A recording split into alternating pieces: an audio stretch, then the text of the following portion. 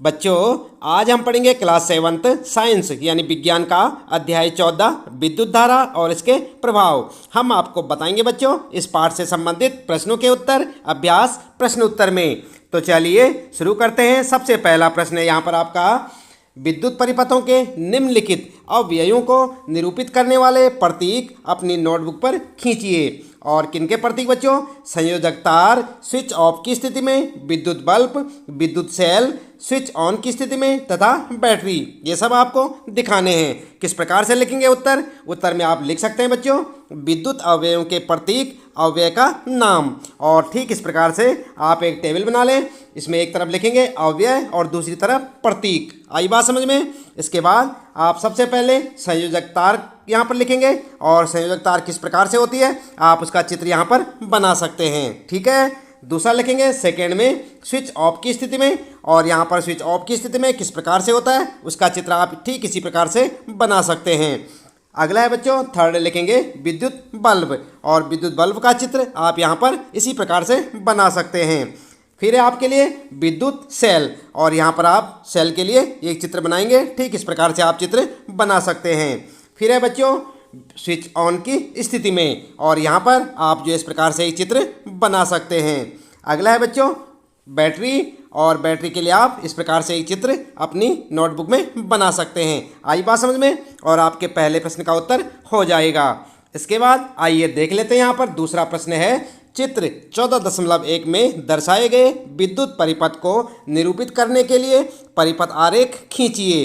तो यहाँ पर आपने परिपथ आरेख देख लिया होगा बच्चों, ये है आपकी पाठ्य पुस्तक में, आप इसे देख सकते हैं। और ठीक इस प्रकार से आप इसका उत्तर लिखेंगे, और आप उत्तर में लिखेंगे परिपथ का आरेख। ठीक है। और उसके बाद ठीक इस प्रकार से आप एक चित्र बना सकते हैं। आप देख रहे हैं यहाँ पर, ठीक इसी प्रकार से आप चित्र बनाएं और आपके इस प्रश्न का उत्तर हो जाएगा। अगला है बच्चों तीसरा प्रश्न। यहाँ पर चित्र 14.3 में 4 सेल दिखाए गए हैं। रेखाएं खींचकर यह निर्दिष्ट कीजिए कि 4 सेलों के टर्मिनलों को तारों द्वारा संयोजित करके आप बैटरी कैसे बनाएंगे।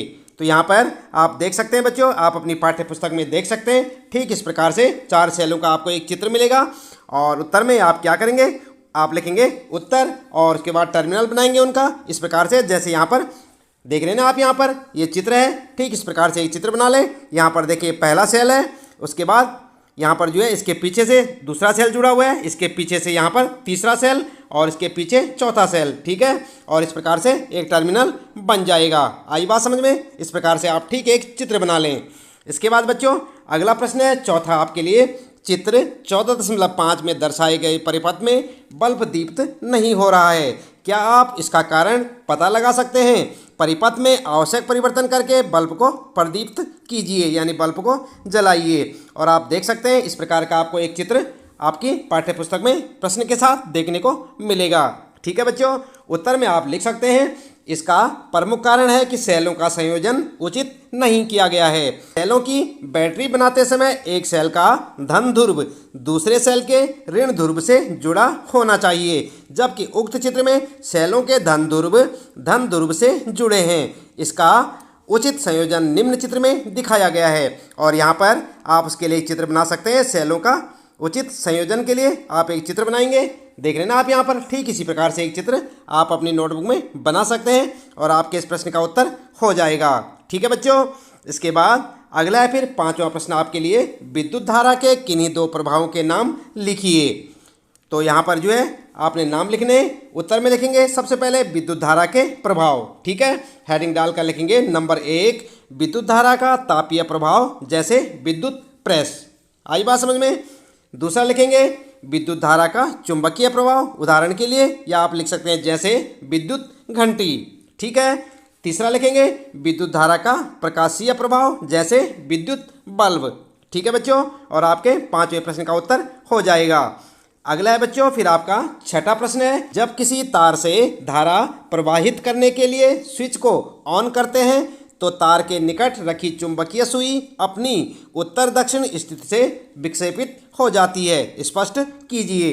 तो क्या लिखेंगे आप उत्तर में? उत्तर में आप लिख सकते हैं बच्चों, जब हम किसी तार से धारा प्रवाहित करने के लिए स्विच को ऑन करते हैं तो तार में चुंबकीय प्रभाव उत्पन्न हो जाता है और निकट रखी चुंबकीय सुई अपनी उत्तर दक्षिण स्थिति से विक्षेपित हो जाती है, क्योंकि चुंबकीय सुई चुंबकीय प्रभाव से प्रभावित हो जाती है। आई बात समझ में? इस प्रकार से आप अपना उत्तर लिख सकते हैं बच्चों छठे प्रश्न का।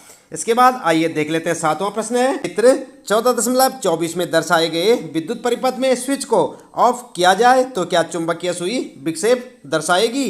और आप देख सकते हैं बच्चों, यह है आपका चित्र, दिख रहा है ना आपको? आप अपनी पाठ्य पुस्तक में देख सकते हैं। इसके बाद उत्तर में लिखेंगे नहीं, क्योंकि उक्त विद्युत परिपथ में विद्युत धारा का कोई भी स्रोत यानी सेल या बैटरी विद्यमान नहीं है और आपके प्रश्न का उत्तर हो जाएगा। ठीक है बच्चों। इसके बाद आइए देख लेते हैं आठवां प्रश्न है, रिक्त स्थानों की पूर्ति कीजिए। और यहाँ पर आपके लिए खाली स्थान है, आपने उन्हें भरना है। क्या है आपके लिए? विद्युत सेल के प्रतीक में लंबी रेखा उसके और फिर यहाँ पर रिक्त स्थान है, टर्मिनल को निरूपित करती है। तो क्या लिखेंगे यहाँ पर आप? इसके बाद अगला है बच्चों, ख, दो या अधिक विद्युत सेलों के संयोजन को कहते हैं। क्या कहते हैं यहाँ पर आपको लिखना है। फिर है आपके लिए ग, जब किसी विद्युत हीटर के स्विच को ऑन करते हैं तो इसका और यहाँ पर जो आपके लिए रिक्त स्थान है तप्त लाल हो जाता है। ठीक है, तो यहाँ पर आपको लिखना होगा। अगला है बच्चों घ, विद्युत धारा के तापीय प्रभाव पर आधारित सुरक्षा युक्ति को कहते हैं। क्या कहते हैं यहाँ पर आपको लिखना है। तो क्या लिखेंगे आप? इन सब में आपको भरना है। किस प्रकार से भरेंगे? क में लिखेंगे आप धनात्मक, ठीक है बच्चों। ख में लिखेंगे बैटरी, ग में लिखेंगे फिलामेंट और घ में फ्यूज और आपके रिक्त स्थान हो जाएंगे। ठीक है बच्चों। ठीक इस प्रकार से जहाँ जहाँ रिक्त स्थान है आप इन्हें भर सकते हैं। और इसके बाद अगला प्रश्न है बच्चों, नौवां प्रश्न यहाँ पर, निम्नलिखित कथनों पर सत्य अथवा असत्य अंकित कीजिए। और यहाँ पर पहला कथन है बच्चों, क्या है? दो सेलों की बैटरी बनाने के लिए एक सेल के ऋण टर्मिनल को दूसरे सेल के ऋण टर्मिनल से संयोजित करते हैं। आपको बताना है कि सत्य है या असत्य। अगला है ख, यहाँ पर जब किसी फ्यूज में से किसी निश्चित सीमा से अधिक विद्युत धारा प्रभावित होती है तो वह पिघलकर टूट जाता है। तो क्या लिखेंगे आप? सत्य या असत्य। इसके बाद अगला है बच्चों, विद्युत चुंबक चुंबकीय पदार्थों को आकर्षित नहीं करता। सत्य या असत्य। और अगला है फिर घ, आपके लिए विद्युत घंटी में विद्युत चुंबक होता है। सत्य या असत्य बच्चों? चलिए उत्तर में देख लेते हैं। क के लिए लिखेंगे आप असत्य, ठीक है। ख के लिए लिखेंगे सत्य और ग के लिए भी असत्य और घ के लिए सत्य और आपके इस प्रश्न का उत्तर हो जाएगा। ठीक है बच्चों। ठीक इसी प्रकार से आप सत्य और असत्य लिख सकते हैं। क के लिए असत्य, ख के लिए सत्य, ग के लिए असत्य और घ के लिए सत्य। ठीक है। इसके बाद आइए देखते हैं यहाँ पर 10वां प्रश्न है, क्या विद्युत चुंबक का उपयोग किसी कचरे के ढेर से प्लास्टिक को पृथक करने के लिए किया जा सकता है? स्पष्ट कीजिए। तो क्या लिखेंगे उत्तर में? आपने पाठ में पढ़ा होगा बच्चों। उत्तर लिखेंगे नहीं, क्योंकि प्लास्टिक चुंबकीय पदार्थ नहीं है और चुंबक अचुंबकीय पदार्थों यानी प्लास्टिक को अपनी ओर आकर्षित नहीं करता। इसलिए प्लास्टिक से बनी वस्तुओं को चुंबकीय प्रभाव द्वारा अलग करना संभव नहीं है। ठीक है, इस प्रकार से आप अपना उत्तर लिख सकते हैं। अगला है बच्चों 11वां प्रश्न, मान लीजिए कि कोई विद्युत मिस्त्री आपके घर के विद्युत परिपथ में कोई मरम्मत कर रहा है। वह तांबे के एक तार को फ्यूज के रूप में उपयोग करना चाहता है। क्या आप उससे सहमत होंगे? अपने उत्तर के लिए कारण दीजिए। तो क्या लिखेंगे उत्तर में? उत्तर में आप लिख सकते हैं बच्चों नहीं, क्योंकि तांबे की तार का गलनांक फ्यूज की तार के समान नहीं होता बल्कि अधिक होता है। फ्यूज की तार मिश्र धातु से इसलिए तैयार की जाती है ताकि विद्युत परिपथ में यह तार आवश्यकता पड़ने पर पिघल जाए। इससे विद्युत परिपथ भंग हो जाता है और विद्युत परिपथ को किसी प्रकार की हानि नहीं होती। ठीक है, इस प्रकार से आप अपना उत्तर लिख सकते हैं। याद भी करते रहे बच्चों साथ साथ। अगला प्रश्न है 12वां, जुबेदा ने चित्र में दर्शाए अनुसार एक सेल होल्डर बनाया तथा इसे एक स्विच और एक बल्ब से जोड़कर कोई विद्युत परिपथ बनाया। जब उसने स्विच को ऑन की स्थिति में किया तो बल्ब दीप्त नहीं हुआ, यानी कि बल्ब नहीं जला। परिपथ में संभावित दोष को पहचानने में जुबेदा की सहायता कीजिए।